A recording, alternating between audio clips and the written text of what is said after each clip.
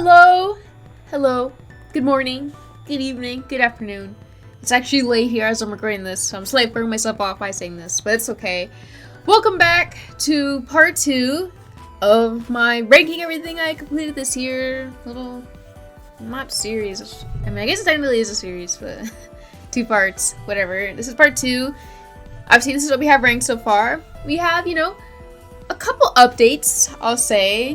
First of all, obviously, I recorded this, like 2 days ago or so? So I've had time to think back, on my opinions. And, I mean, most of it is... wait. This is because I messed with it for the thumbnail. This is not up there. This shit is slop. Sorry. I didn't remember I think it was here. Anyway, sorry. Everything else is right, I think. Okay, my apologies. I've had time to think about my opinions. And, I wanted to kind of... I think I was a little harsh on this movie. So, I'll move it up a bit. I'll probably find more of this. This is probably like a high B. I think I will put... this is still a little awkward for me, just because, I'm gonna have the anime up here. And I've made it pretty clear that, I love all of it. And also, low-key, this is a little difficult for me, because they're such wildly different things. I think I might go push it out a bit. Right, so those are the opinion things. However, what I realized is, one, which is not really that important, is that some of the order, even though I meant to have uploaded in the order I complete everything, I think some of the, because I just numbered every file for it, but I think some of them just got mixed up as I uploaded them, so not everything's completely accurate, which isn't that big of a deal. But what I did notice, as I finished everything, is that I forgot I watched Girls Band Cry, and then technically I did start it last year, and then I finished it early this year, but obviously that still counts. So we're having an inclusion. We're not starting with Delta, we're starting with Girls Band Cry. So is there anything else I should go over before we continue? Not really. I mean, you gotta get the gist by now.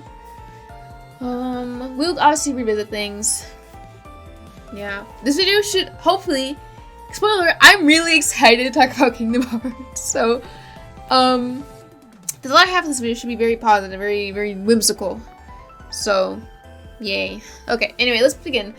But Girls Band Cry. This is a show, it's kind of crazy that I forgot about it, because it was sort of, along with My Go, the show that sort of spiraled my, interest in, girl band shows at, the start of the year.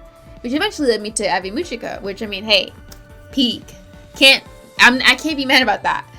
However, this show hasn't really aged that well for me. Not that it's bad. I don't think I would never, ever consider it bad.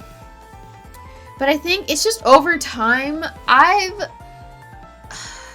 just, I think, resonated with it less and less.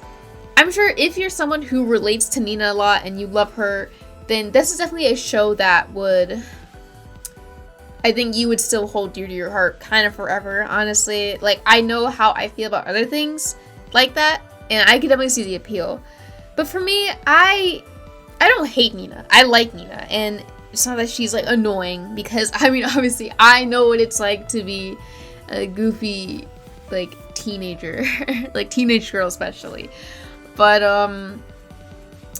my biggest problem is that I like Nina, but I don't really resonate with her on a very deep level, so my enjoyment of her feels a bit, it's rather surface level, which is yeah, she's cool, cool character.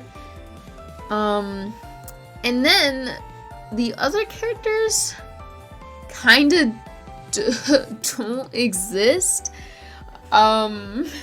which is kind of what makes me, I don't want to say mad at it, but it's something I slightly hold against it, because I really like Subaru's design, and I think she's super duper cute, and I like what we have of her, but in terms of actual more substance to her character, I feel she is a little lacking. Again, she's not bad, none of the characters, I wouldn't call them bad, I just feel that they all, besides Nina, lack a lot of substance. And in the case of the girls who join, I think, towards, the middle half, I don't even remember their fucking names. forgive me. But they just like they're defined as like side characters. No, yeah. Basically, if they were like background characters, then like they don't need to be like super memorable, super distinct, to be like wow, perfection. But because they're like all supposed to be like quote unquote main characters and like you know they're all part of the main band, I think it's slightly not a great thing that a lot of the girls just like don't have like any substance to their characters, which again, you know, it's fine. It's not like every character needs to be deep, but that's just personally my problem with it. And I think it sticks out a bit more to me just because of how much I loved like Abi Muchika and even Maigo. I feel like they just both have way more interesting characters to think about. And obviously, you know, to their credit, they have like, even though obviously this focuses on Abi Muchika girls and this focuses on them, like, even though they don't get like mutual screen time in both seasons, they still build off of each other in them. So like, obviously they have more time than Girls Band Cry to develop the members, but still, I think it's just partially why it has kind of fallen off for me. For where I put it, I'm really not sure. It's probably like, I think it's like, if someone asked me, hey Jordan, should I watch Girls Band Cry? I think I would personally say no, but like it's not my type of show, but you might like it. But like, that kind of makes it sound like I should probably put it like here. But then like, I do think it's better than like this stuff by No Swim Out. So maybe it's like a very like end of B type of thing. I'm really not sure. I'll put it there for now. And maybe come back to it at a later point. Maybe like, you know, I have too much hater energy. Maybe later on I'll be like, you know what, this deserves a XYZ. So, alright, that's done. Now we can move on to something I'm actually much more excited for, which is Deltarune. And this counts for chapter 1 through 4, which I played through all this summer, I believe it was. And I mean there's probably not much to say that hasn't been said already. It was really good. I guess my brief thoughts on each of the parts, you know, chapter 1, standard fare, kind of chill intro. I didn't really think much of it. Same for chapter 2, Tenna? Wait, what the? Hold on, I think it's, oh wait, no, chapter 2 was the like, I don't remember her name, but like the queen bitch. I think that was chapter 2, and then Tenna was chapter 3, and chapter 4 was, I think, Turtle and the tower and stuff. Okay guys, sorry guys, I had to refresh my memory. But yeah, chapter 2 was, assuming I'm getting that right. If I'm wrong, I'm sorry. But yeah, I mean, what do I like about Deltarune? I like the atmosphere, as I think I've stated with stuff like the Toho game, and I guess I don't know if I've talked about it too much, but in general, I love sprite aesthetic, and obviously I love pixel vibes and stuff. So just on a vibes front, Deltarune is like up my alley. I love how, I mean, I know Undertale was still like, it had its expressive moments and like the animations and like battle stuff, but I do love how much more animated Deltarune feels. I don't know, it just kind of adds to the vibe of the game to me. I don't know if that's an unpopular opinion or anything. But let's see, what else? Chapter 3, apparently it was somewhat disliked, or like, I don't know, people were like, it dragged on too long, it sucks. And like, well, I definitely felt some moments where I was like, this kind of is dragging a little bit. And some of it was like probably like a little unnecessary fluff. I still really enjoyed it. Like, I only like I didn't really get the impression that it was too long or like too tedious. I just had fun. So I don't know. Maybe it's hard to piss me off, I guess. I don't know. Clearly that's not true. Anyway. Actually, also, wait, this is unrelated, but I will put this under. Alright, let me continue on. So... Sorry, I lost my train of thought. But yeah, I really... 10 is obviously a hilarious gem. Even if it's like... The humor of sort of breaking fourth wall stuff is like... I guess, I don't know if you'd count that as entirely breaking fourth wall, but like, you know, obviously they're trying to parody stuff that's real life TV show. I don't know. I guess it doesn't really do that much, like, directly trying to talk to the player, I think, but obviously even if it's somewhat of a popular-ish, like, thing to go with, I still thought it was very amusing, and I loved the, like, effects on his text. Like, it made it super enjoyable. And then, like, randomly crying over the TV at the end is kind of funny.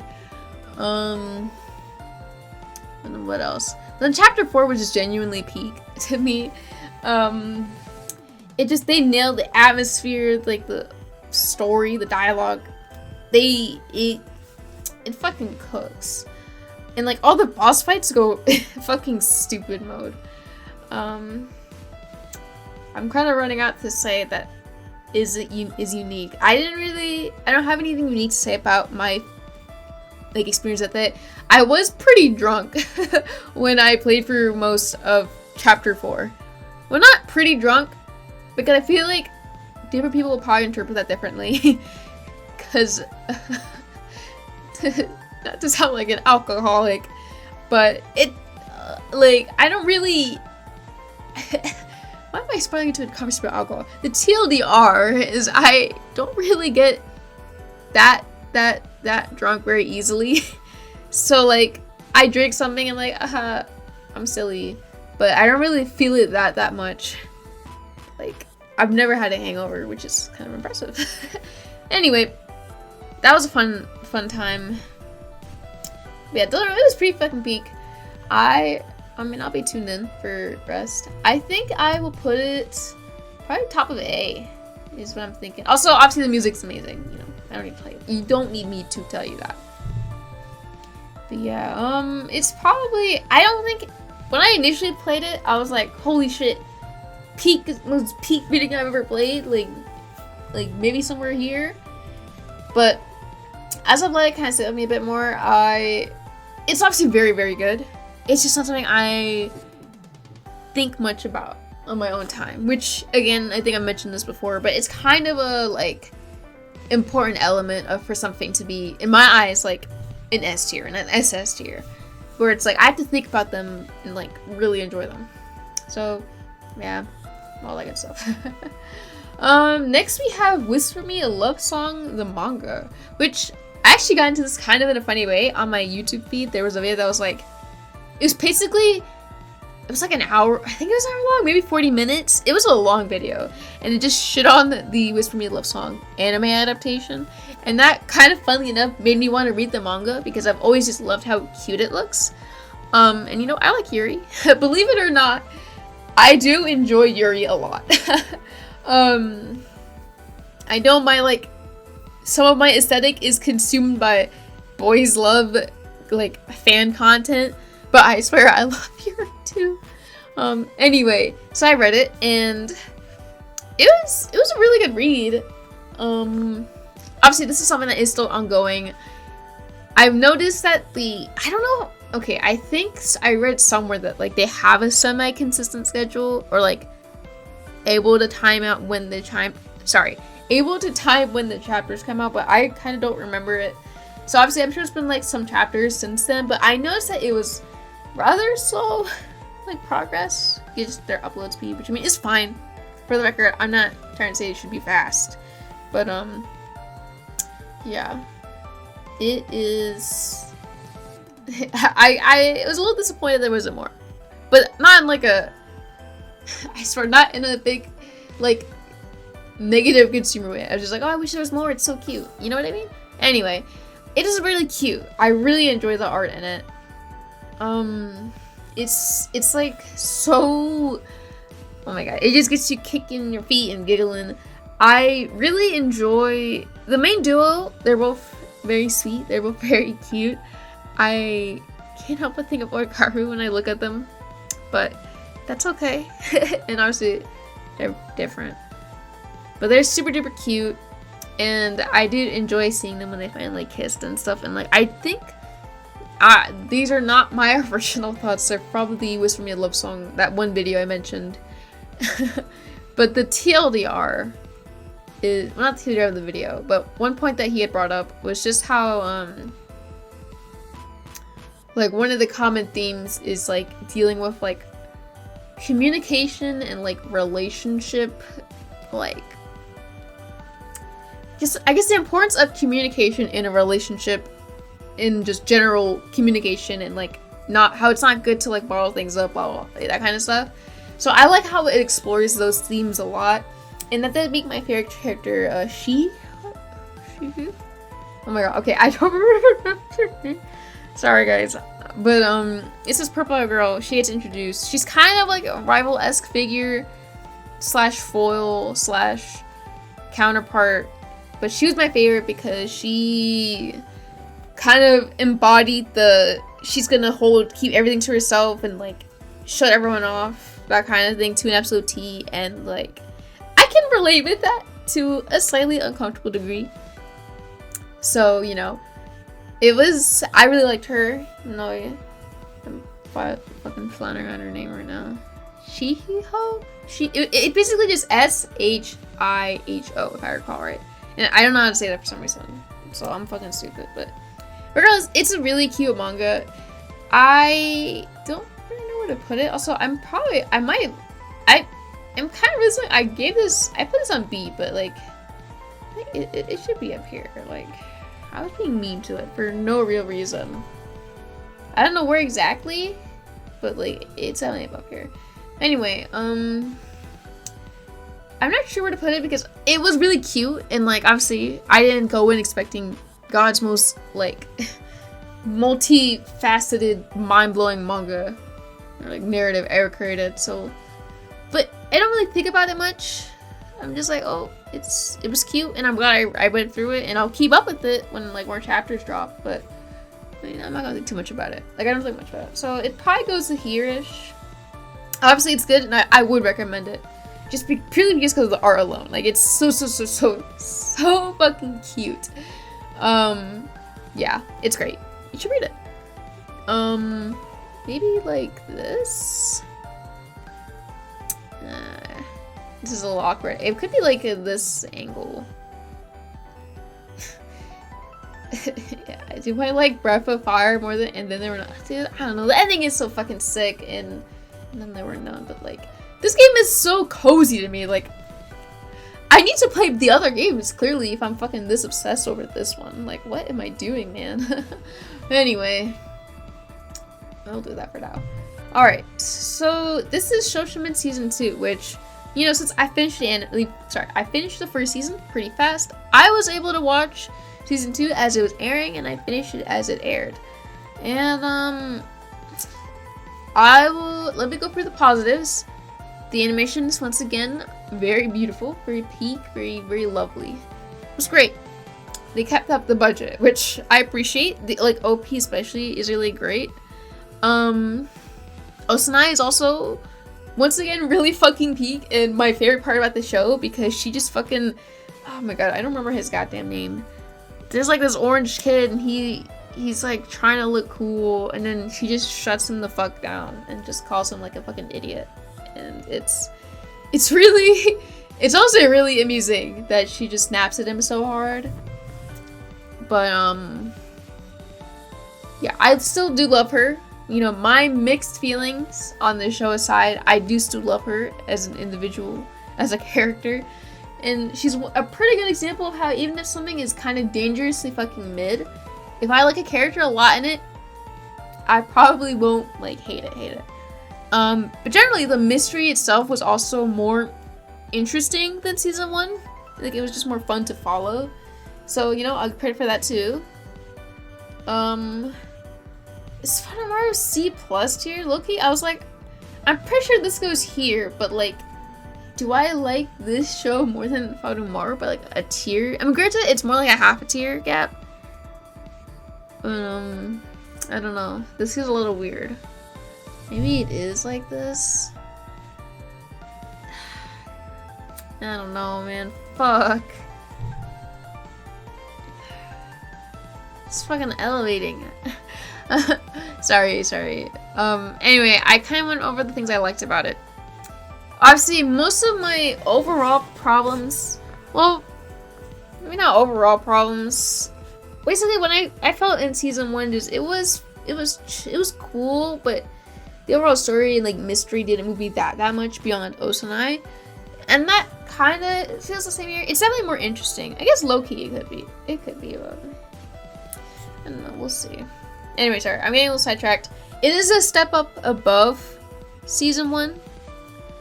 And I do think they used the like animation style and stuff to amplify it. But it still wasn't particularly like gripping, you know. Is this the show that gets compared to Hyoka? I think it is. If it is this show, then I guess my feelings for Hyoka apply to this, which I apologize everyone if you like Hyoka. I don't. I mean, yeah, I did finish it. Oh my god. It's a pretty show, similarly to this, but none of the mysteries really grabbed me. I just kind of feel like I don't give a shit about any of this. I didn't really give a shit about any of the characters. At least for this show, I do like Osanai a lot. So you know that's something. But yeah, it doesn't grip me at all. But at least it was pretty and it's short. You know. Doesn't hurt nobody. So yeah. Cool video games. Now we can talk about video games. Well, I guess not really yet. But we do have one. That's Pikmin 1. So I've been watching Pikmin LPs from like my comfort channels for like years now. And I've been like, I need to play Pikmin. Because I've been slacking. And plus, not just to play Pikmin 1, obviously. You know, I did. And you know what? I'll spoil it. It's a great game. But what I need to get to is Pikmin 2. That's like one of my most anticipated games ever. Like I know I'm going to love that game. I don't know. I love it already. I don't know why I'm saying it like that. Basically, I've seen so many LPs of it that like I'm familiar with it, but at the same time I'm like I just want to experience it for myself still. Because Pikmin is a really I'm not speaking on 3 and 4 because not only have I barely watched them, but I haven't played them. But it's such a unique like style of game that like I don't know, it's just really fucking fun. So it's watching it is one thing, but like actually playing it is just completely different. Like you fully get the like stress you watch for people, and I get believe it or not to everyone in the world, I get so fucking stressed when I play video games. Like I always get so immersed in everything, assuming I don't hate it. That I get so immersed in like everything that happens. Someone dies, I'm like, no, my life is over. Like I'm there. Like I get so immersed into games, and I think that's probably why I love them so much. Anyway, that's why I love Pikmin 1 so much. I just had so much fun. It's such a joy to play. It's so like whimsical. Like obviously, you know, it's like at first I was like really concerned about the time limit, but I realized it's not really that bad. Like it's really not that concerning. So that was nice to kind of peep for myself. Obviously, I'm not very good at it, but you know, I got all the parts. I got the good ending, you know. So yeah, you know, I wouldn't say I was pleasantly surprised with this game because I figured I was gonna like it. But it's really fun to finally play it for myself, and I'm gonna put it at the top of 8. I'm saving S2 for Pikmin 2. No, I swear I'm just trolling on that. I don't have like I'm obviously not. Well, I guess I already mentioned that it is a highly anticipated game for me, but it's not like I'm literally like expecting for it to be God's greatest creation. But I'm really looking forward to playing it. But anyway, is there anything else to say about Pikmin 1? It's such a good game. I can't wait for Pikmin 2 though. Yeah. Anything else? I don't know. It was just so fun. I love it. It's super cute. In general, it's like obviously it's scary, but like because of like, oh, he's stranded on a fucking planet, like that's scary. But it's so like cute at the same time, like the Pikmin. Like they cooked up something insane with this game. I'll get to 3 and 4, I don't know, 10 years maybe. Yeah. So yeah. This is yeah, I really love this game. It isn't, I don't think it quite reaches into like the S tier, but like it's a super solid like top of A, you know, in this upper echelon for sure. Next, I'm just like, oh, also the music in this game is like, I don't want to say surprisingly good because I'm sure there's gonna be like, Jordan, I've been knowing it's good for tens of thousands of years, but I don't know, I forgot how good it was gonna be. So yeah, I don't know, it's peak. I don't know much else to say. So next here we have, I think this is what, a ninja and assassin under one roof or something like that, which was animated by Shaft, which is the same studio who did Monogatari, which is why I wanted to watch it. That was really my entire reason. I didn't give a shit about anything else. I knew it was them. I saw the trailer or like whatever footage, and I was like, alright, I gotta watch this. And as a result, well, obviously the animation itself is pretty fucking, it's definitely one of the highlights of it for sure. They're like typical like Shaft like head tilts and like super fun animation styles, super fluid and fun. It was really, really, really enjoyable. I really loved this show actually. I really, really love this show. I don't know if this is a hot take, but what's it called? I know that their relationship is obviously, it's not very wholesome, Chungus, especially at the start.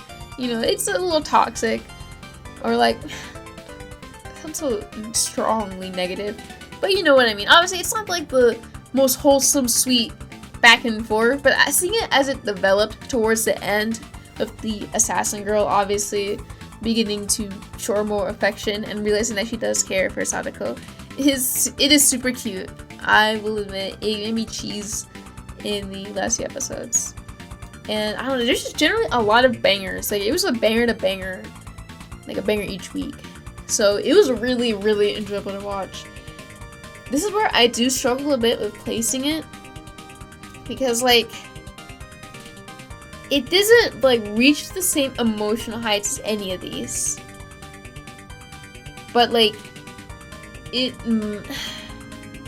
this feels weird. This feels like it might make someone really mad at me. But I've never really compared my feelings on this show to like another show. I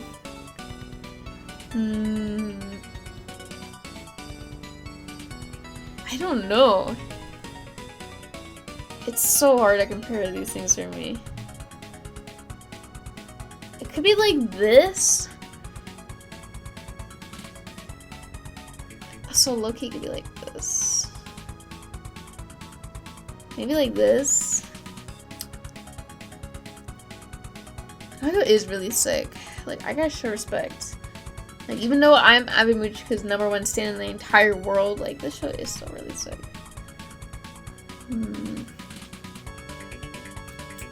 I think it lands up there. It's really hard for me to pick. I don't know, we'll come back to it. But, the point is, it was I guess it's like probably one of my more, maybe I don't say cryptic watches, but like, I feel like whenever I watch an anime, it's usually something that's like relatively pretty popular. And this is probably like one of my, not obscure, because again, it's by Shaft and like, that will get attention by itself.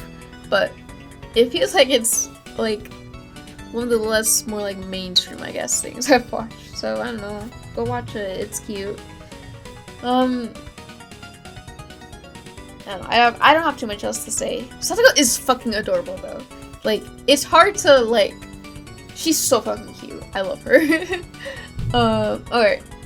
So next we have the Apothecary Diary Season 2, and I've already talked about this in part 1, that this show is gonna be SS. I fucking love this show.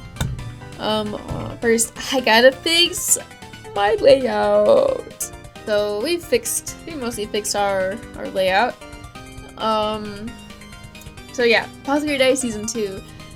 I absolutely love this show so much. This is when I became like fully like, oh my god, this is everything to me. First of all, Mao in general, both Jinshi and Mao really stand out in this season, but I do really enjoy how this season brings more, I guess, like emotion, for lack of a better way to put it, out of Mao. And like how she would just like obviously go out of her way to care for all these different people. And like oh my god, what's her name? I'm really blanking. Sorry guys, I'm looking like a fraud. But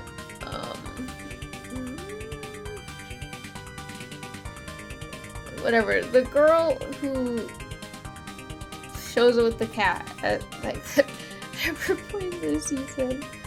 Why am I forgetting? Jesus. Anyway, the point is, she shows that she cares and forms more friendships with people. And she's like, I don't care. Like, I'd rather be alone. Like, she has a heart, and it's super cute. And the romantic moments of Jinshi in this season are, oh my god, they send me to the fucking hospital. It's so fucking cute. Oh my god. It's actually the most like painful thing I've ever experienced in my entire life, but like in the best way possible. It's so cute. Yeah, I don't know. I don't really have too much to say in particular. It was just something that every episode I was seated. Like I was really looking forward to it every single episode and every single week. And obviously I haven't continued the light novel. I got to, I think it's volume 4 that the up to season 2 covers. And I've read like 10 pages of 5, which is my fault. That is my fault. I really need to continue so that I can stop being a fraud. I might also just wait for the anime though, purely because I actually did really like the adaptation. And like I do think like the voice acting and like the visuals for the dances and stuff do, like, I kind of help, I guess. But we'll see how the vibes go. It could be a point where like, how these things usually go for me is I just get a random burst of motivation out of nowhere. I'm like, I need to do this now or I will die. That might just happen at some point with the light novel. It really might. So, yeah. It's peak. I don't have too much to say. I love Mama so much. She is such a sweetie. And she's so fucking adorable. Okay. Yay. Is there anything else? I think that's it. I don't know. It's just generally one of my favorite shows ever. Where it ranks is a little difficult. I don't know whether I like it more or less than ReZero. They're both, like, peak. But IWG is still my favorite. You know, don't get it twisted. So this looks so weird for me. I actually have, like, anime in my SS tier? What? This was actually a good year for the anime economy. Sounds like I went for a lot of fucking slop. But it's okay, we're gonna fix that soon. Sorry, I'm getting sidetracked. Let's talk about good things. But not yet. Because we gotta talk about Cold Steel 3. So I made a little YouTube short about Cold Steel 3 actually.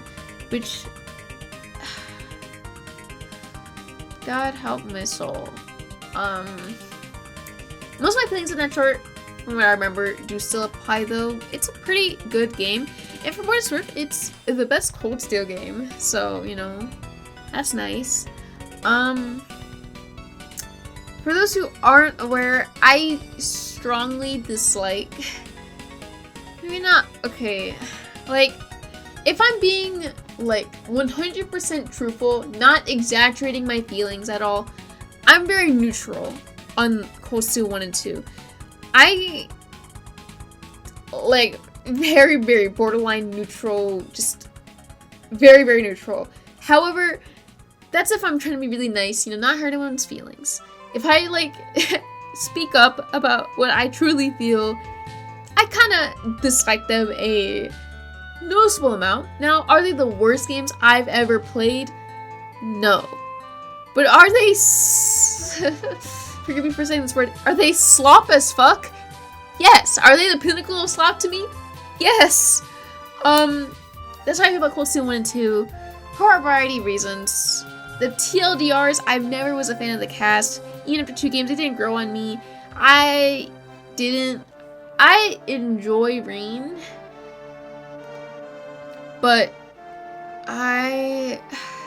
he's still probably my least favorite Trails protagonist, which, I mean, granted, on its own, that's not necessarily a bad thing when considering how stacked the cast is, especially if you're me and love, like, all of them. But he's probably still, like, my overall least favorite, besides maybe Kevin. I mean, not that Kevin's bad. I love Kevin. But I also do enjoy Reen. But he's more like an outlier for what I feel about the games as a whole, I guess? No, that's not what I want to say. Why did I word it like that? I guess in a sea of dog shit, I like him. So he stands out a bit more. I think that's what I'm trying to say. And, like, I like Crow, like, he's chill. I like Fee, I like Toa. I like Rufus. You know, good for him. But, okay, I'm looping. I haven't talked about Cold Steel 3 yet. The point is, I have a lot of extensive, long-winded feelings on Cold Steel 1 and 2. And so going into 3, I was very cautious. I was like, what am I gonna feel about this game? And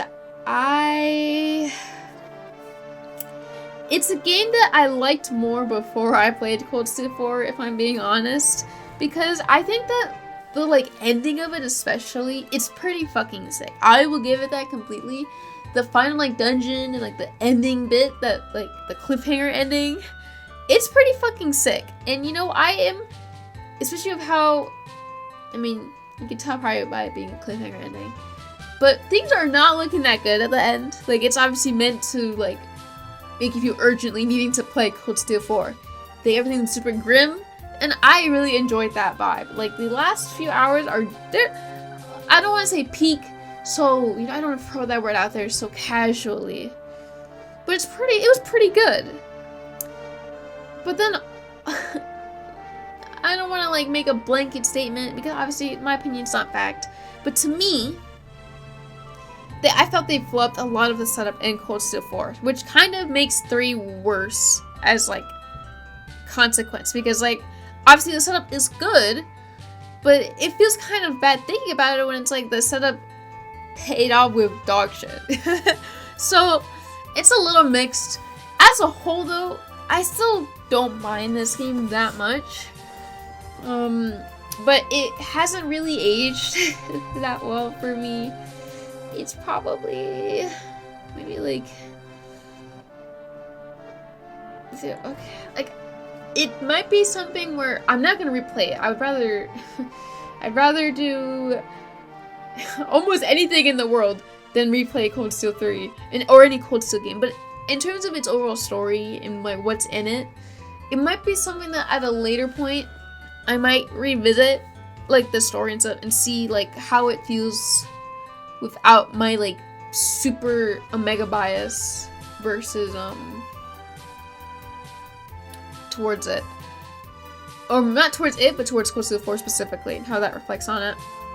But as of right now, even though it's been a few months since I've played, like, 3 and 4, but my, like, my hatred for 4 is still so potent inside of me that, like, I need a long time to get over it.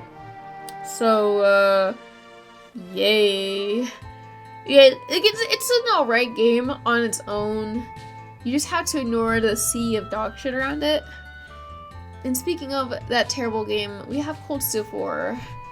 And this game is probably the genuinely the most the most divisive I felt about literally anything. Because I know I've been calling it bad a lot. because partially because it's clickbait, it's funny. But genuinely, I do think that Close the Door does have its pretty good moments. And like, there are times where like, you know, I can see the vision. Like, why some people love this game to death. Like, it's their all-time favorite Trails game, maybe their favorite game ever. Like, sometimes I can see the vision. And then, I don't say it goes here, not even here. But, you know, like, in this range, right? Like, I can see it. I can see the vision. But then there's a lot of the other time in the game where it's, like, the worst thing I've ever played. Not literally, like, obviously gameplay-wise, it's better than my shitty NES game. Shut up, Jordan. Obviously, it's just a super mixed game to me. Because obviously, you know, if you can tell by my YouTube name, I love Renee. And I love her in this game. And, you know, like the other, like, Skycast. There's generally a lot of good stuff here in this game. But there's also a lot of really infuriating things that I wrote a very intensive, admittedly, very fueled by hate. But in my eyes, honestly, probably one of the better things I've written. Well, let me not say that and someone reads it and be like, Jordan, this shit fucking blows. But you get the idea. I think word pretty much all my prompts of it. So if you really are curious about my feelings on it, read my backlogged review. But my huge TLDR is there are things I do enjoy in it, like Renee and stuff. And there's like various moments, like when Reen and the students meet back and like exploring Reen's like sacrificial nature. There are things I do enjoy a lot in it. But then it's just a lot I don't. So it kind of averages between like a B to C. Like its peak moments are probably like somewhere in this like range. But then its dog shit moments are obviously like so infuriating that they make me genuinely mad. Like if I could have a tier lower than F for some of it, I would. So we could probably average it out to around a D tier game. But I mean, it could be like, you know, it won't be lonely in the D tier. So yeah, we're gonna leave it there probably. It's again, this isn't like my feelings are so hard to like pinpoint. That like in my eyes a like rating system doesn't really do my feelings on it justice, just purely because of how like mixed I am on so much of it. But yeah, next we have also, okay, I guess I don't entirely remember, sorry, I don't want to get too into spoilers, which is why I haven't made my exact on everything I dislike in this story. It just does a lot of, I don't want to say character assassination because I feel like that term gets thrown around and it's usually never true. And it like to an extent, I'm sure the characters act like how they should and would act, but I think it's just a lot of writing decisions, and it really pissed me off. Not even involving like quote unquote dead characters, because I know this series in general doesn't really kill off a lot of people, so it's not like I expect this game to kill off everyone who died, and like it doesn't bother me that much, especially if it was executed well. But I guess my bigger issue is I do feel a lot of it just kind of wasn't executed well. No. Like, yeah, I don't know. I just think they made a lot of poor decisions and ruined a lot of setup from what's there. Especially like regarding like the villain. Actually, as I'm talking out loud, I'm kind of realizing I have brought the main thing. The biggest problem I have with it, or at least among them, is definitely the curse, which is just some of the most like infuriating plot device I've ever had to deal with. Like, as a baseline, and I mentioned this in the review, I think it's fine that, you know, because of blah blah blah, all the drama going on in the game, it makes sense that, you know, with the curse, like, it doesn't inherently make you do evil by itself. it will just only enable you. Which by itself, you know, okay, sure. But then there's so many things in the story that it just relies on the curse as a crutch. Like, this is only happening because of the curse. And, like, obviously there's that layer of, well, yeah, I mean, obviously the people themselves aren't the best, but, like, it's still, even though they try to sabotage it, it does feel like it only happened because of the curse. Or, like, this bad thing only happened. Oh, this thing only happened. Like, everything's because of it. And it's not in a way that feels great. It just sucks. It sucks. Oh my god. And then I figured out what ties into everything else and, like, past events. It's fucking stupid. Yeah, I don't like this game. I don't talk about it anymore. I want to talk about things I like. And this is Katamari reroll. Katamari Damacy reroll, which, short little game, but it's so whimsical. It's such a cute little game. I will admit, this is a skill issue. I do think the controls are kind of clunky. Like, I'm sure, you know, especially if you spend a lot more time with it, like, you'd get better at it, you probably will love it. But to me, it had a slight, like, annoying feel at times to get used to it. To where, like, it feels like a slightly, like, unnecessary barrier of entry to it, which is what kind of holds it back a little bit. But overall, I mean, it's still, there's not really anything like it. It's just so freaking cute. It's so whimsy. The music is so fucking peak. It's just fun to roll around things, collect your ball, make your ball big. Like, I can get behind it. It's so whimsy. It's just filled with whimsy game. That's like, this is the definition of whimsy. Probably goes like here-ish. Maybe like something like that might be. Yeah, I don't know. I don't know what to say about it. It's kind of like a close feel for it. Yeah, I mean, it's super cute. And like, I don't know, I'll play more of them. I played, I think, like the Vita one, like last year. I don't remember. When did I play that? I hope I didn't forget that too. Yeah, that's fine. Okay. So yeah, good game. I'm sure you don't need me to tell you that. Next we have Trails into Reverie, which was a game I had fairly high anticipations for, or expectations, not anticipations. Sorry, I had fairly high expectations for, and one route of it delivered. I guess I guess out of the way, I do love C Route a lot. I love C himself. He's definitely just probably top 3, top 4 peak Trails character. Probably top 4 for me. Yeah, I think 4 is pretty reasonable. I love like Nadia. I love Swin. I've never said his name out loud before. Anyway, yeah, I love those two.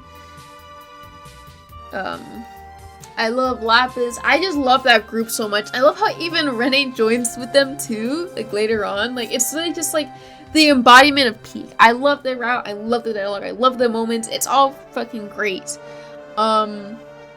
Z is just such a peak protagonist, honestly. And following him is sick. It's just peak. But as for the other two, I'm a little bit more mixed.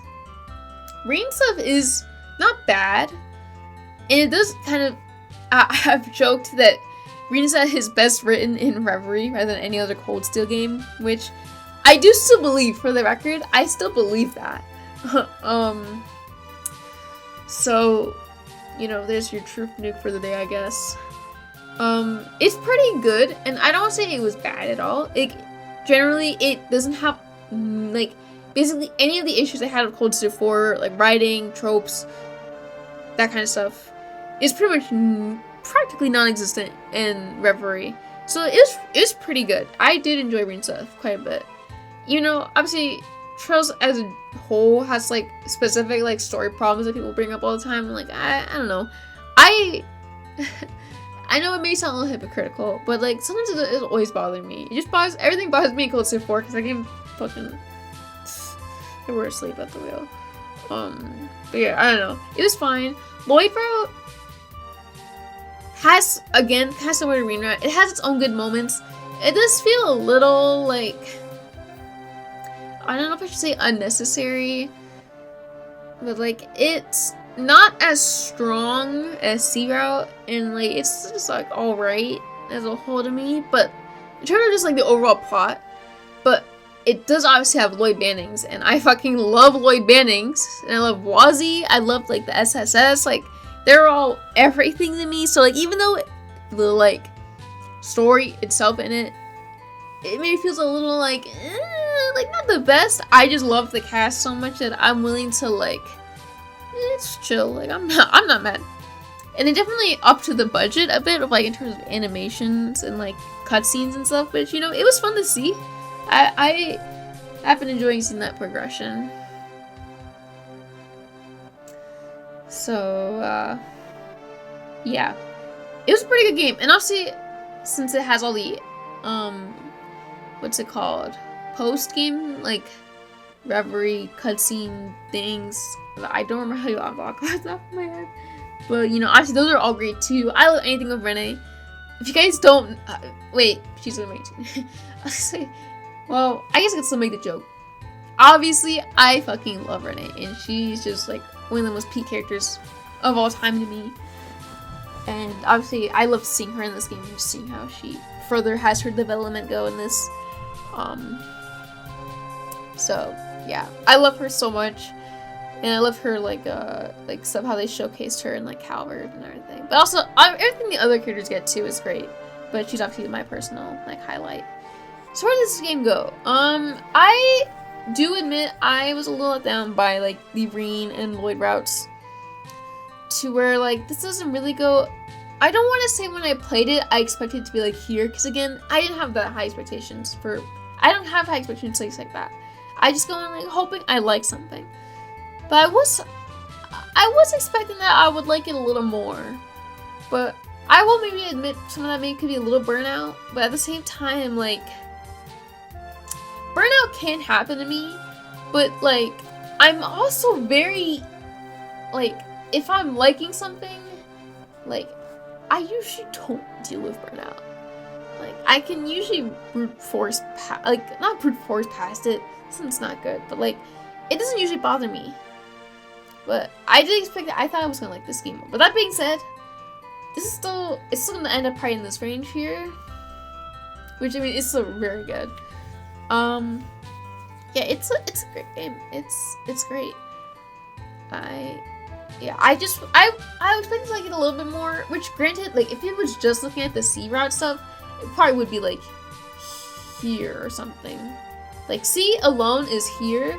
The rest of it, like, C plus, like, post-game stuff is, like, here-ish. Reed and Lloyd route are, like, this. So it just kind of averaged out to here. I guess that's a good way to put it. So, yeah, it didn't serve. Pretty good game, though, you know. I'm glad I played for it. Next, we have Toshin Toshi 1. Okay. So I played this with a friend, and for one, I will admit that the experience of actually playing, VN, well, I guess it still has, like, the gameplay stuff, but playing someone else, it was really fun. I really enjoyed that. And it was a good bonding experience because, good lord, this game kind of fucking sucks. Now, I will give credit to a couple things. First of all, it's not the worst story ever.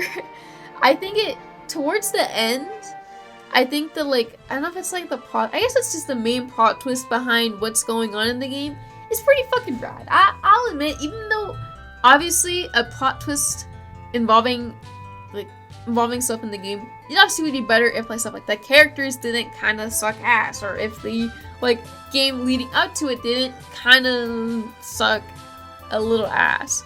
Obviously, the twist doesn't redeem literally everything, but it's still something cool that I enjoyed. Obviously, I enjoyed the Rand's callbacks and, like, references to seeing how they reference stuff in, like, X and, like, Kichiko and all those games, from this game. That's pretty fucking, I know I just mentioned those two. Like, it's really like every game leading up to it, or leading up after this game that they reference them. Which is pretty cool. I think that's rad. Oh, I feel like I have to sneeze, but I'll just keep talking until I sneeze. So obviously I enjoy some of that elements, some of that stuff. But good lord, the gameplay is actual fucking dog shit. Like, it is so bad that I actually can't handle how bad it is. It's really unfun. Like, I've played, I don't know, man. It's so bad. I don't. It's just random encounter, and the battles don't have literally any depth to them. Like, I know not like random games when it comes to their battles, they're not like super masterclass RPG. Holy shit! If I don't think about what I'm gonna do, I'm gonna fucking lose. I'm gonna die. Battle is so unnecessary. Like, it's just like click, attack, click, attack, click, attack. Oh, I'm gonna heal. I need to. I know you can dumb down stuff, but it feels worse because like there's barely any like good response from the game. There's just no substance to the battles. I guess is what I'm trying to get at. Not just like easy encounters, but the boss fights, they're gonna challenge you. It was just bullshit. Like, it was just fucking not very fun. So I got beef with that. But yeah, it kind of sucks ass. I don't know if I'm gonna put it in F or if it's just gonna be in D. It's probably an F. Like, I think the biggest thing that holds it back is just that obviously the gameplay is fucking horrible, and that's why it became such a negative thing to go through. But at the same time, I do think like if the characters and stuff were better, like more interesting to follow, then like beyond just a cheeky like, wow, look, it's like this stuff isn't rants. Beyond like that, it would probably be like a bit higher, because as we're gonna get to kind of soon, there's a game here that has some not the best gameplay, but I still like it a lot because the story's great. And yeah. But yeah, Toshi Toshi 1, it was slop. Yeah, I really hope Toshi and Toshi 2 is better. If it's bad too, I'll cry. Yeah. Anyway, now this is what I've been waiting for the entire video. So I have 58 minutes leading up to now. I guess maybe a little less because I need to crop some of it out for the what's it called? Like when I fix the layout. But we can talk about Kingdom Hearts. Actually, okay. I will do a slight mix-up. So originally I had like the Amphorius. I'm just using this to represent all of the Amphorius because I'm not gonna rank each individual arc. I kind of don't give a shit that much. But I originally had it here because I don't know. I was like, it kind of felt fitting to have it as one of the last things. But I will make an executive decision and do it first, so that we can just have the Kingdom Hearts like Royale afterwards. So basically, I just have, again, this is the 3.7 image representing all of Amphorius. So like 3.0 to 3.7. And this is a story where I've obviously dedicated so much of my time, so much of my brain cells, so much of my like internet usage to Amphorius, to where it feels so weird knowing that it's done. Like, obviously I'm sure there's gonna be follow-up stuff in like maybe a year or like 6 months or whatever. Like, obviously I know it's not literally like forever shut off, but it basically just because I spent so much time theorizing, interacting with theories. I mean, I made the Anoxa video, I made a Cyrene video. I've thought so much about all these characters that like it feels weird putting this chapter of my life to rest. But I gotta preface that, good lord, did Amphorius attract so many of the worst people I have ever imagined on the planet to talk about this or think about this like game and characters. I mean, I know Hoyo games in general have always had not great fan bases, not great in communities. Like, water is wet. That's nothing new.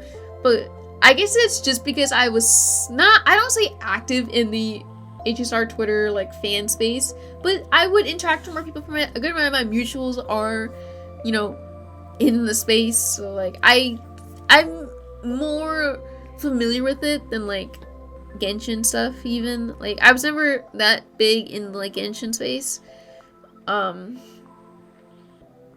obviously, even HI3, like, as much as I love it, I never really, like, I don't try to have a name in that space.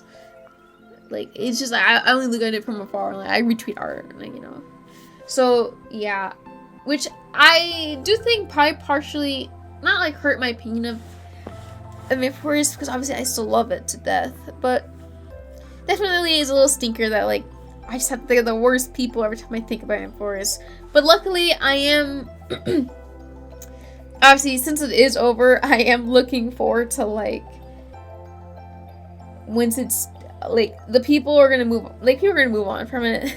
Not fast, obviously, especially considering the 3.8 delay, or not delay for 3.8, but, like, how it's extended. So, yeah, obviously, you know, I don't know, there's just so much, it's kind of hard to just embody everything in this one arc. But I did really love Amphoris. Now, do I still have a lot of, like, fundamental problems with it, which aren't really part of what other, well, I guess maybe other people probably share in it, considering it's a fucking billion player game. But, to me, like, as, like, a fundamental level, Amphoris would never become, like, my actual top one favorite thing ever.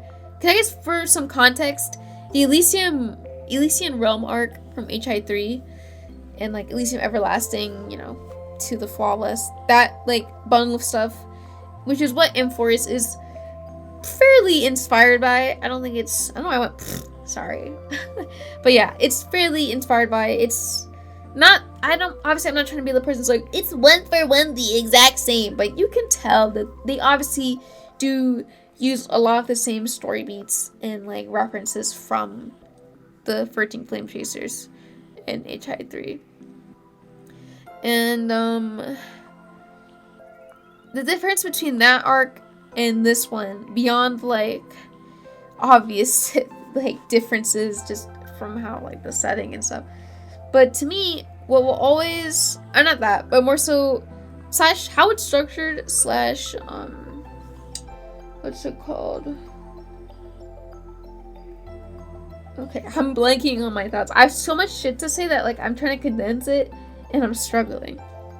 What I'm trying to actually get at is one of the more fundamental differences between them that will kind of always hold Amphoris back compared to, the HI3 stuff, is that I just don't like the Trailblazer at all. The Trailblazer is, the presence of them just ruins the game for me in a lot of ways. Now, as, like, a standalone individual character, I don't really mind them, and obviously I don't personally, I don't say I don't view them as a self-insert, but, like, obviously I acknowledge them as their own character, but at the same time, I still don't really like their character, and just because of how, yeah, a lot of it just boils down to I don't like the Trailblazer. Like, I know that they're still building up their own character, and, like, obviously they have their own presence, especially, like, the, you know, Astral Express trio, and I want to give credit to that. But their actual writing, it feels like a lot of it just, like, I don't know, like, oh wow, they're the hero. And by the way, that means we're the hero. Wow. And, like, I just don't really like them. And I don't want to say I don't like their role in the story or, like, how they are utilized. like, granted, I guess technically more of my issues would come from like the fan aspect of it and like how people talk about them, but I think you get the idea. I could really go in loops about this forever. I just don't like the Trailblazer. And as a result, I just don't like Amphoris as much as the other arc, even ignoring like other things that make it worse to me. They're the big aspect of it, because to keep a long story pretty short, I've noticed that, you know, having a good protagonist in something is kind of important to me. Wow, shocker. So obviously having that sucks, but there's still a lot of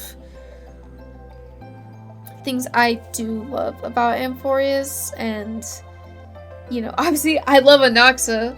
I love him so fucking much, and I still do. Or I should say, actually, I made the video about him, so it's obvious, you know, I love him, and he's still peak. Like, if I could revisit that video and just add on more stuff about him, then like I would. He's just so good. I also still love Cyrene. Unfortunately for me, she attracts she doesn't herself attract those people on the internet, but people who hate her, they all tend to be fucking insufferable. I'm gonna say it. They all suck. Like, oh my lord. Like, I don't want to make it sound like you can't have your own opinion, because you can. Like, I don't care. But I do care when you purposely spread information or spread, like, things that are basically misinformation as if they are fact. Now, your take is a fact just because you don't like her. There's so much shit that is really infuriating about her.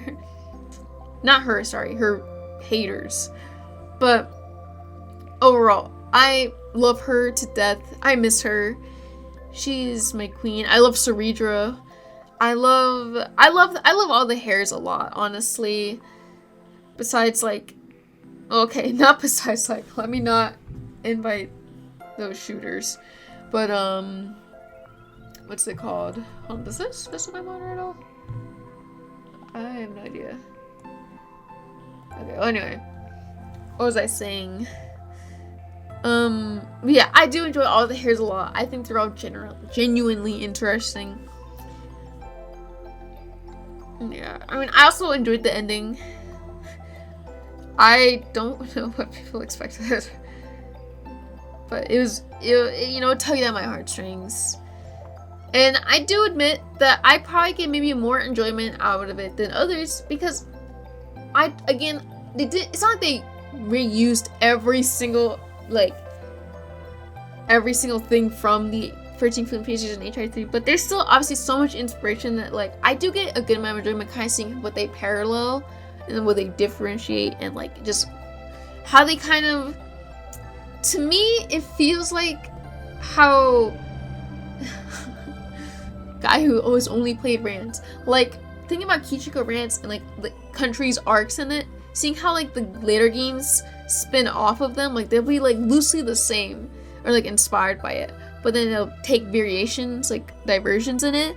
That's how I view Amphorius to Elysian Realm. Like, it's kind of interesting to see what they change up and what they do. But if the Trailblazer didn't exist, I'd be a lot happier. I'll just put it that way. But as a whole, I mean, I still loved it. It probably goes... It feels a little wrong to have it maybe, like, here, rather than, like, for something that I've spent so much brain power on. But Trailblazer debuff is huge. And it's... I don't want to say it's not perfect, because obviously you can argue with that with, like, any fucking piece of fiction, but it just has a few more, I guess, fundamental... Not fundamental issues. How do I put this? I don't know. It's very good, very fun. But I just have some, like, smaller gripes with it that kind of, throughout each arc, like each patch, I guess, just kind of pile up a bit.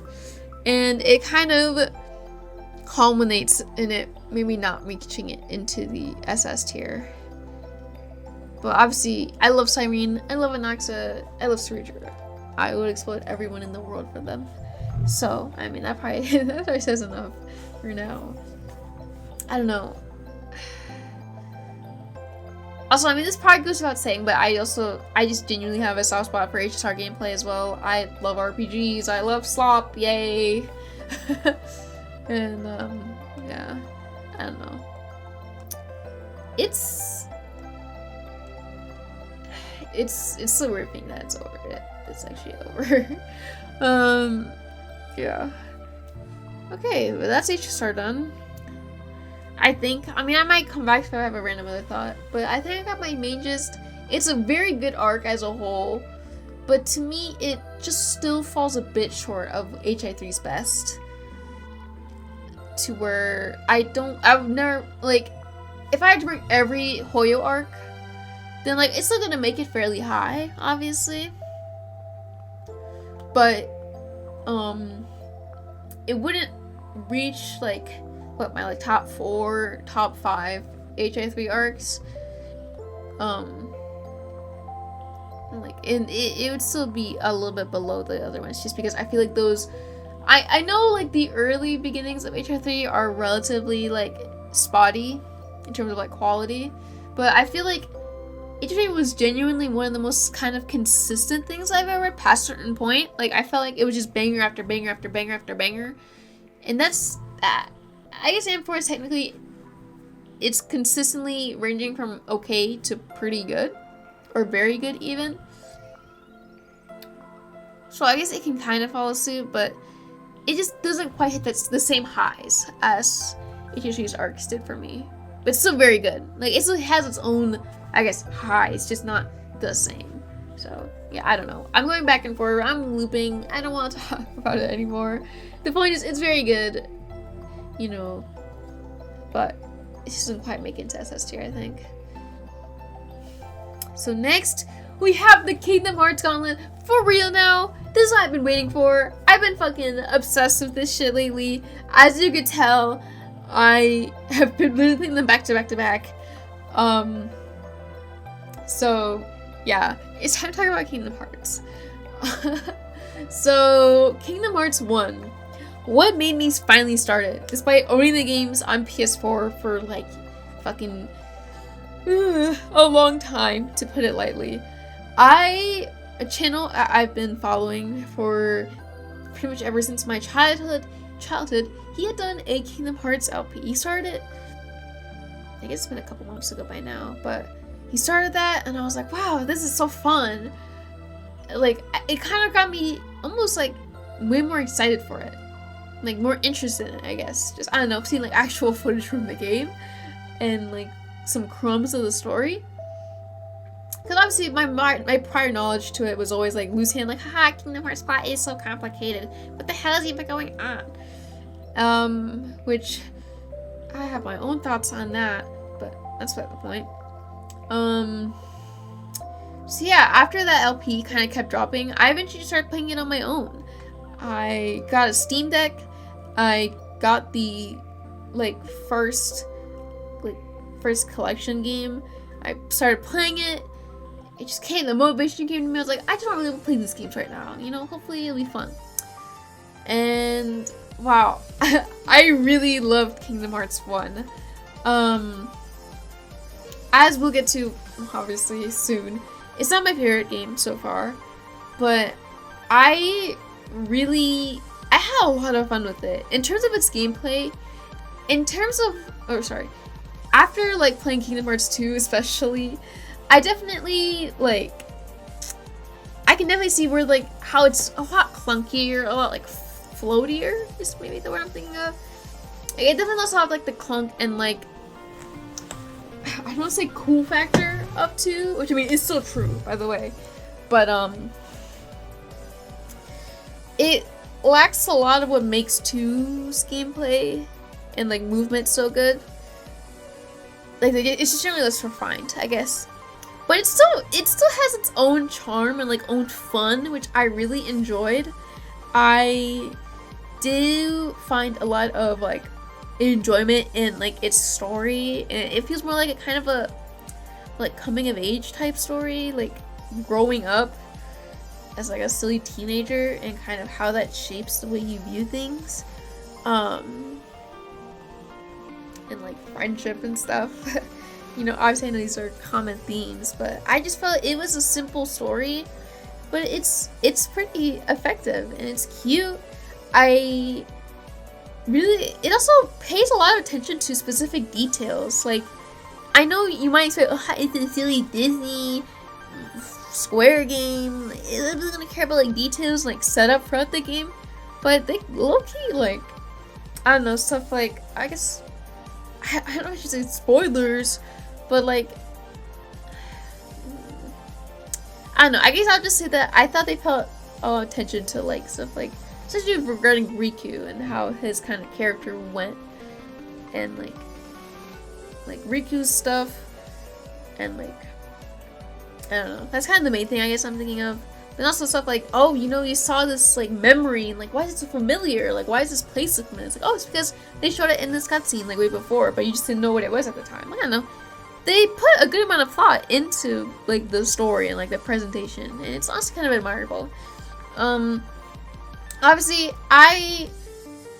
it has more of an exploration-y feel compared to later games where it's more streamlined, which I know some people might not like. Personally, for me, I can enjoy some of the exploration, but sometimes it does feel like it's like, I don't want to say padded out, because I don't think that you can say that for every adventure game is, but it just feels like sometimes it's a little too easy to get lost, which can be frustrating and did piss me off a little bit sometimes. But for the most part, it's not that bad. There's definitely times for sure. I mean, like, it's a little too obscure. Like, maybe this isn't the best game decision that we've ever made. But I still love this game. I genuinely still really loved it. And, it got me into the series, obviously, so, you know, it's peak. I really love it. I think it's either like top of A or maybe low-key like a low S. I have a really soft spot for this game. I need to think on it. I think it's probably top of A. Like, obviously gameplay wise. Oops, no, come back. Oh my god, I'm fucking ruining everything.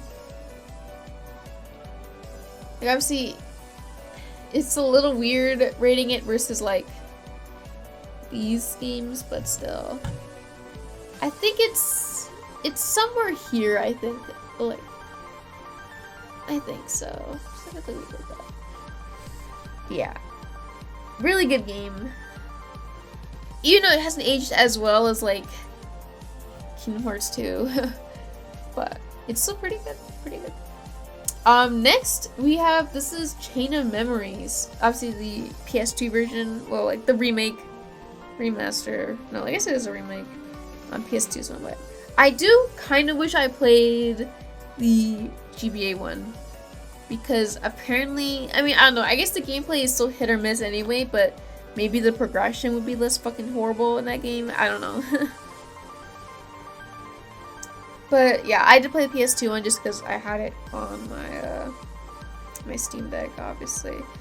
And this is a pretty, I think I hinted towards it when I talked about Toshi and Toshi, where like, this game's story is really fucking good. And it also, it astounds me like how important it is to like the story of Kingdom Hearts so far. But yeah, it tells me how important it is. For being like, oh, it's just a little one-off game. Like, no, Jordan, that's important.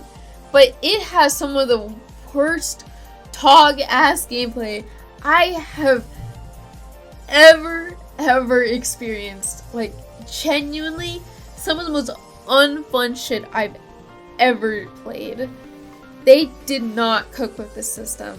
Obviously, I know generally it's hit or miss. Like, some people really love it.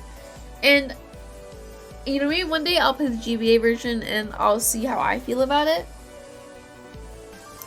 But good lord, the progression system takes so fucking long to go from place to place.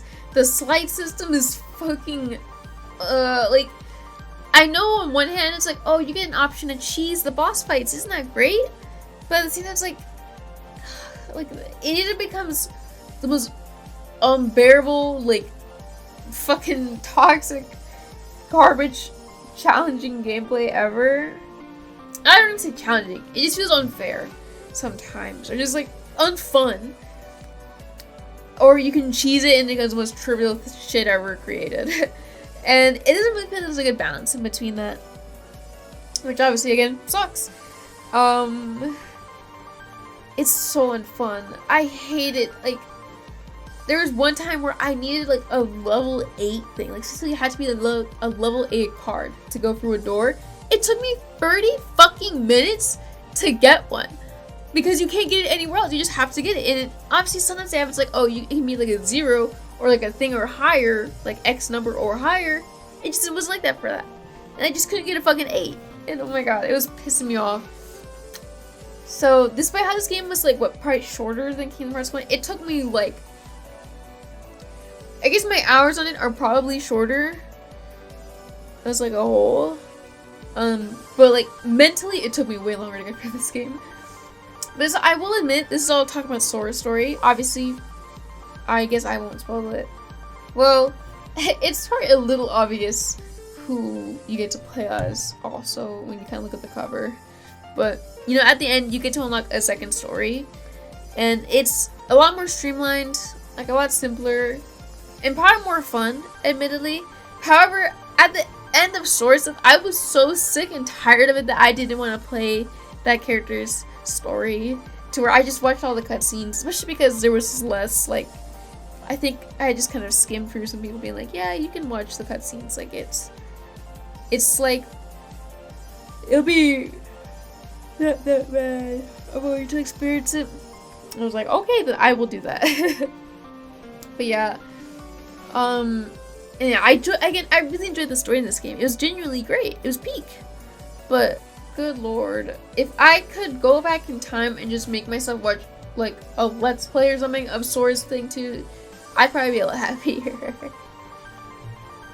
So yeah, this is a real testament to how much I need to like debate whether like gameplay versus like story. Because like if I look at the story, it's like it's just as good as Kingdom Hearts 1. But in terms of the gameplay, it's like F tier. Like genuinely, I fucking hate the gameplay in this fucking game. But compared to something like, I don't know, Cold Steel 4, where it's like it has some decent highs, but it's a lot of mid and a lot of ass. I am a bit more willing to overlook its shitty ass garbage gameplay because I do really love the story and like the character moments. So like, I'll like maybe average it here. I could still do it like put it here, and it wouldn't even be that wrong. But I will adhere to my somewhat consistency on, hey, you know, I hate dog shit gameplay. I'll leave it here for now. But I could still move it up a bit. Like, you know, you've convinced me. But now we're here. We're finally here at Kingdom Hearts. Okay, wait. Sorry. Before we move on, let me think if there's anything else that I want to say about this game. I don't know. I guess part of why I do wish I played the GBA version was because, like, considering obviously I just went through Kingdom Hearts 1, almost all of the, like, worlds are the same. Like, obviously I think it's what Twilight Town is new to this, if I'm remembering right. And, like, maybe there's, like, I'm trying to remember if there's anything else it's been a while. Well, I guess it hasn't been that long. I'm just tired. I will admit I'm starting to lose on some steam. But, yeah. What's it called?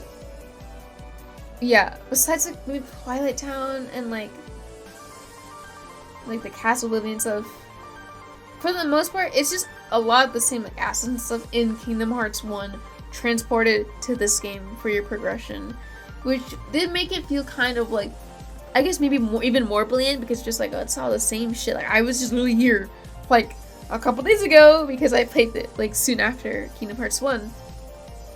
But I think that feeling would have been less noticeable if I played the GBA one, admittedly, because obviously it's still the same worlds, but it's in sprite and like pixel aesthetic, and I already mentioned how much I love pixel aesthetic, so I think that would have been fun. I do definitely kind of regret not playing it, but yeah, maybe one day I will play, can't remember, or the GBA version, and maybe give some of my thoughts. But yeah, okay, I think that's about it for my like, it sucks, but it's got a great story, and yeah, I'll move on. Kingdom Hearts 2! Holy shit, I'm gonna get this out of the way. This is my favorite thing of the year, and it's not even fucking close. Oh my god. I love this game so much. And where do I even begin? First of all, it's just the most fun game, like, ever. The movement in it feels so good. The combat in it feels so fucking good. The, like, animations, like, Sora is so fucking extra in it. It's honestly, I began to understand why, like, I mean this in the nicest way possible, but like, the, like, shonen quote tweets and stuff like, holy shit, he's so fucking cool, I love watching these fights, they're so fucking sick, so epic. I finally began to realize what it's like to watch, like, to witness something that's, like, so fucking cool that you just can't help but love it. Like, oh my god, the dry forms are, like, the coolest thing to ever exist in, like, anything in the entire world. Oh my god, I love them all so much. Was it like the master form, I think it's called? I forget if it's master or if it's like a... Oh wait, no, I'm thinking of final form. Yeah, final. Okay, master one is sick. I think that's the yellow one. But the master, like the white one, oh my god, it's the coolest shit I've ever seen. Oh my god, there's just so many sick, like, character designs and, like, stuff here that, like, I love it. But yeah, just general movement, gameplay stuff, it's all fucking peak here. And out of everything, like, on this list, it's the one thing that, like, obviously, I just beat it recently. And spoiler alert, I'm still going through the series. So, obviously, like, I'm playing those as we speak. But it's something that, like, I'm so close to just going back to it already, because I want to play maybe, like, a higher difficulty. Like, I want to learn, I want to improve, like, 100%, like, get more achievements. Like, I already want to go back. And it's just partially because of how fun it is. However, another crucial aspect of it is that, like, I really loved, like, the story and the characters here. As we'll get to soon with this game as well, I fucking love Roxas so much. I love Sora. I'm sure you don't need me to tell me, or don't need me to tell you that, especially considering how much I like this game. Then you could probably assume that, you know what, I bet you like Sora. You're right. I do love Sora so much. He's such a bundle of joy. Like, he's my little sunshine. I love him. But oh my god, Roxas, my Roxas brain rot has been, like, crippling. Like, I'm literally, like, I have a cane. Like, I'm fucking crippled. I'm shackled by him. Holy shit. I love him so much. Like, obviously, you probably just heard how much I love Sora. Roxas manages to take that, like, love and, like, ups it. Like, his story just resonated with me so much. And, like, it feels like, okay, there's so many fucking peak moments in the game that, like, I can't just pick one. I can't even just pick two. But, like, if you said, Jordan, if you don't pick, like, your favorite song from the game, your favorite moment from the game, your favorite fight in the game, like, all that kind of stuff, all of those things, they involve Roxas. Like, I'll just put it that way. Literally, all of my, like, gun to my head favorite things about this game involve Roxas. And he made me cry. Oh my god. Fuck. I cried so much in this game, actually. Like, I didn't know I was gonna fucking cry in this game, but, like, they fucking got my ass. So, yeah. But obviously, I'm a big Roxas shill. You can already tell. But even with this for other characters too, like, I still love what it does for, like Riku especially. He's another banger character in this game. I'm not denying that at all. He's peak. obviously Sora's peak, everyone's fucking peak, and like the various like silly like iconic moments too, and like the fight where you kill like the 1,000 Heartless. Holy fucking cinema. There's so many fucking cinema moments that are just like, oh my god, it's such a peak game. Oh my god, and the music is so good. Like, oh my god, it's everything about. I genuinely love everything about this game. Like, obviously, I know you'd be like, Jordan, the plot's confusing sometimes, I guess. Like, this is weird. Blah blah blah blah blah. I don't give a shit. I'm gonna be honest. I don't care. Any flaws, I'm willing to overlook them because I fucking love everything about this game. This game has altered my brain chemistry. I'm fucked. It's over. I love it so much. It's peak. I love it so much. Yeah, I don't know. I don't have much like really intelligent thoughts to say about it. I just really, it's peak. It's so fucking peak. Oh my god. Okay. And next we have our next journey of peak, which is 358 over 2 days. And you know, you already know, after Kingdom Hearts 2, even like, I mean, actually Roxas has a, I would say, a fairly important role, major role in it. I mean, look, he's on the cover. Like, look at him, guys. He's so cute. Obviously, he's important. But like a game where he's the protagonist and like you get to like play like the entire game with him. Pause.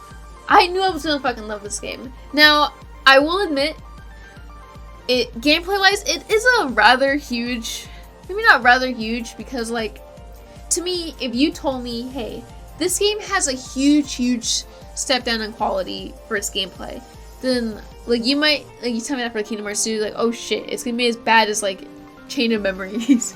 But I don't think it's really that bad. I think it's genuinely still, I don't think it's that bad. I guess it's the main important part. I think I still had fun. Like, I don't know. Obviously, it's not perfect. It's far from perfect. And there's a lot of, like, weird, like, aspects of it. Especially if you try to get, like, do all the missions, all the content. And some of the boss fights are, like, what the fuck were they thinking? This shit is ass. Obviously, there's a lot of, like, questionable things. But as a whole, I still thought it was pretty fun, and I really love this game, and its story is, it's fucking Kino. Good lord, oh my god, like I didn't expect that, like, a Kingdom Hearts game, like, just thinking about what I knew about the series, like, you know, like, from passing, that, like, I didn't expect that this would be one of the games, like, ever that would make me cry so much. But good god, it broke at my soul so much. I love Roxas. Oh my god. And you get to read his diary throughout each day, and like seeing like how his like thoughts and like emotions are reflected in it. And like, you know, on a day where like everything's going wrong, it's just like one sentence and like no emotive like motions in it.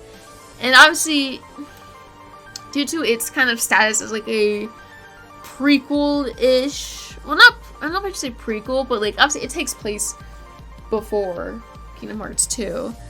And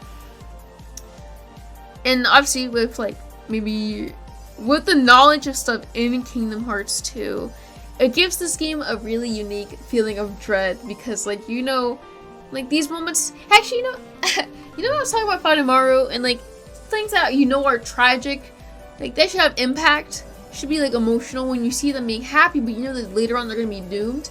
Yeah, this is just what this game does. So you know, -1 for Fadamaru, +1 for Kingdom Hearts. Yeah. That's why I think another reason why I loved it so much. Like, playing through it, it would give me such, like, dread. Like, I would just be playing it, I'm like, fuck, bro, I'm sad. Like, I'm really fucking sad playing this damn game, because I know what happens to my kids. Like, they make me sad, but I love them so much, and like, when they're happy, I'm like, yay. So, Yeah, it's an insane roller coaster of emotions, but I love it, and I'm putting it here. I mean, look, I have to keep up my consistency of being '1 Roxas fan in the entire world. I love him so much. Oh my god. If they, like, dude, I know that, like, the section of the internet, it's like Kingdom Hearts fans, they want Kingdom Hearts 4, like, they want whatever info, but, like, obviously, I know I'm partially saying this because, like, I haven't caught up on all the games yet, but, like, what I actually want in my life is I want them to, like, actually port this game over, like, give it, like, a proper remake, not just have some cutscene bullshit. Like, I want the game to be playable on my modern consoles. I want everyone to play this game with, like, funky play. Like, imagine, like, Kingdom Hearts 2 style, like, movement, and, like, obviously it would be different because it's not like Roxas. Sorry to everyone who hoped that he would whip out the drives and be the most. I mean, okay, I'm biased. He still has some aura to him, but you know, it's not the same. I'll admit, but you know, obviously I know it'd be different fundamentally, but still, like, this game, or like, as we'll get to soon, Verified Sleep battle system, oh my lord, it'd be so fucking peak. See, that's what all I want. But yeah, it's fucking peak. I love this game so much. And then, so technically that could actually be our last, like, proper ranking. But as you can see, I have Birthplace Sleep here. And why do I have it if I'm being so weird about it right now? That's because I actually haven't beaten the game yet. Obviously, I've made progress since, like, the last this video, where by then I had only beaten Ventus' story. Since then, I've now beaten Ventus and Terra's story, and I'm probably, what, maybe like over halfway through Aqua's story, if I had to guess. So obviously, I have a good amount more time now, and I just didn't want to put myself in the position of, like, forcing myself to beat the game, like, basically rushing in order to have it out for this video. I didn't want that, but I still want to, like, talk about it and, like, rank it. So obviously, full disclosure is that I haven't beaten the game. I don't know how it ends. I don't know anything in that front. And, like, maybe my opinion could change, but as we're going to get to right now, I fucking love this game so much. Like, oh my god. I know, Ventus is, like, my son. He's so stinking cute. His, like, I've been making some silly jokes about his story. Basically, I just think it's, I don't want to spoil things. How do I put this in a funny way? Basically, when his entire world is crashing down, I was like, wow. Everything is fucking falling apart for this guy, but he's just a ball of sunshine. He doesn't deserve any of this. And certain, like, quotes about him are kind of amusing. Terra's story has had some of the most fucking, like, fucking Kino, like, cutscenes in, like, any of these games so far. Like, holy shit. The ending of Terra's Route, like, it kind of struck me to my core. Like, I was making fun of him, being like, haha, silly samurai guy, lol. But then, like, when he does, like, the samurai ending, the samurai thing, I'm like, pause. Like, I get the vision, you know? The only thing that's genuinely made me mad is that Ventus's final boss is probably the most, like, among the most horribly designed things I've ever had to experience. Not because it's necessarily that hard, it's just that they basically, you have to do kind of, from what I understand, which again, you know, correct me if I'm wrong, you have to fulfill basically one condition in the fight. You have to, like, counterattack the final boss, but they don't warn you that you have to do it in order for your last final shiny attack to hit. So I had at least, like, 12, okay, maybe not 12, that's a big number, but at the same time, it took me an hour to basically, like, I would beat his first phase, relatively easy, you know, no biggie, but I would keep losing and losing and losing and losing on the second phase, because one, you can't heal, and that's fucking swell. Two, I didn't know that you had to do the mechanic thing to win, like, to actually hit, so I would keep getting to, like, the final shiny attack, and I expected I was gonna win, and then it would just not work, and I'd be like, what the fuck, what am I doing wrong? So I just kept having over and over and over and over and over again. So it really pissed me off because, like, I would have been done like an hour or two earlier if it weren't for their not very smart game decision at that point. So it made going through Terra's final boss, I was like traumatized. I was like, please God, don't do this to me, please. Luckily, it didn't. But yeah, it was an experience. I'll say it. But yeah, those things aside, I really love basically every gameplay mechanic, like what they've cooked up for like the leveling system, for like the commands, the menu, the command deck. That's what I'm trying to say. Like that shit, they cooked. Everything about it is sick as fuck, and like the melding system, even though it's like not the best. I guess I don't know where like all the like recipe pages are. It's probably possible if you like find them all, then you would know things probably easier, or like you could just obviously look them up too. But still, it's made like obviously the gameplay between Ventus, Terra, and Aqua's like journeys are different, but it's made beyond just obviously the different things that they're seeing and experiencing, just being able to like feel myself improve at the game and like learn the mechanics and learn what to make and stuff better, and like how to set my deck up and stuff, just felt super rewarding. So as I said, I'm on Aquas now, and I've been really having fun with it.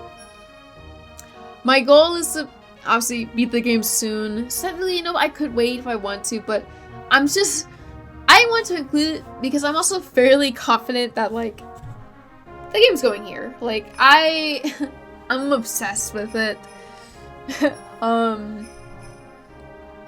If you want to be like super mean, super critical, there could technically be like maybe like a tier gap between Kingdom Hearts 2 and everything else.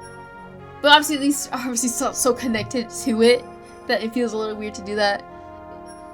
But like in terms of just the amount of brain rot I've received, how much I love this game, like it's kind of in a tier of its own to an extent. Or like, I guess you could just embody all of Kingdom Hearts in that tier too, if you really wanted to. But I'll leave it like this, you know, we don't need to have too many extra tiers. Yeah, you get the idea. But yeah, I'm sure that like, there's obviously the chance that, oh, the Aqua's ending sucks ass, the, like, real final ending sucks ass, blah, blah, blah. Like, obviously I know it's possible, so like, it's not, I don't usually like to preemptively rank things, but I know when I'm enjoying something a lot that, like, I know when I'm gonna, like, love it, and I would be really, really shocked that, like, I have it here, and, like, I'm pretty sure it's gonna here. I guess what is more up for debate is, like, whether it's, like, 2 or 3, I guess. Oops. Like, whether it be 2 or 3. Like, obviously in terms of gameplay, it's here, like, easily. But this game, you know, I mean, Ventus, he looks a lot like Roxas, which is wonderful for my brain damage, but he's not Roxas. So, you know, that's a hard bias to beat. But, you know, I'll leave it like this for now, especially since obviously I've beaten this game, and that's why I went for GC on the tier list at the end. But, yeah. I'm really living for Kingdom Hearts. I also just do a brief, like, very, very brief, that, yeah, I've been really loving this series, and it's, like, as of now, like, like, easily, like, my just top 5 favorite things, like, series ever, which I didn't expect to happen. I really, really didn't. I didn't expect that I would be so crippled by this series. But yeah, I love it so much. I'm really glad I'm going through it. Yeah, talk to me about it, guys. I love it. Alright. So now that we've ranked everything, let's now just kind of go through like order and stuff. Obviously we have the Kingdom Hearts trilogy. Yeah, this is about right. I still not sure whether I like ReZero or Apothecary Diaries more. They're genuinely even for me.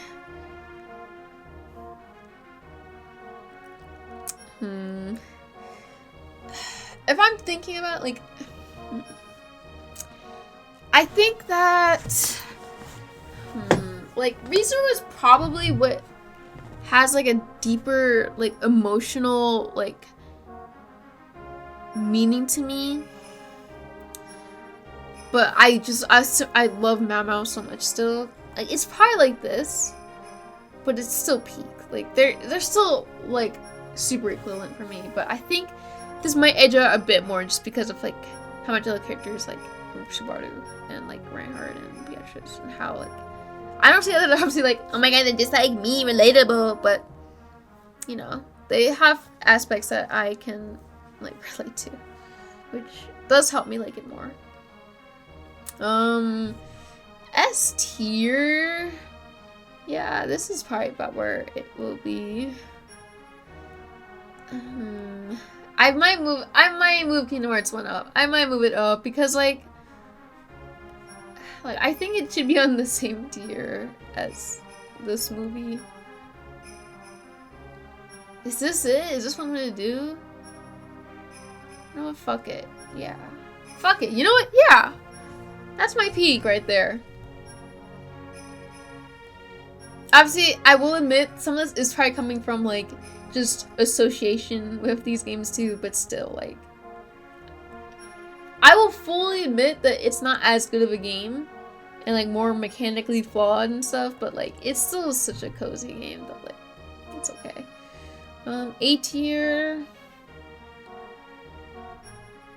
Yeah. Maybe like this for A tier. No, I think that's fair. Yeah, I think this looks right. I'm just thinking it's a little weird compared to like New Kentucky felt so low. I wonder what does this mean to keep it so low? It'd be like probably I think Deltarune is I probably like Deltarune more. Do I? I don't know.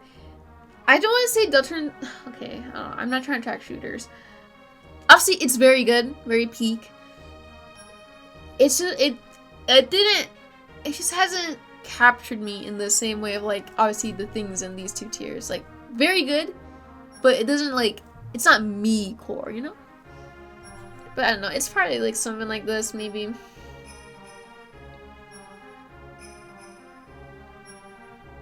I don't know. It's like, it's so weird. It's all good. Again, this is obviously super biased just purely for the gameplay front. In terms of, or sorry, not the gameplay, Jesus.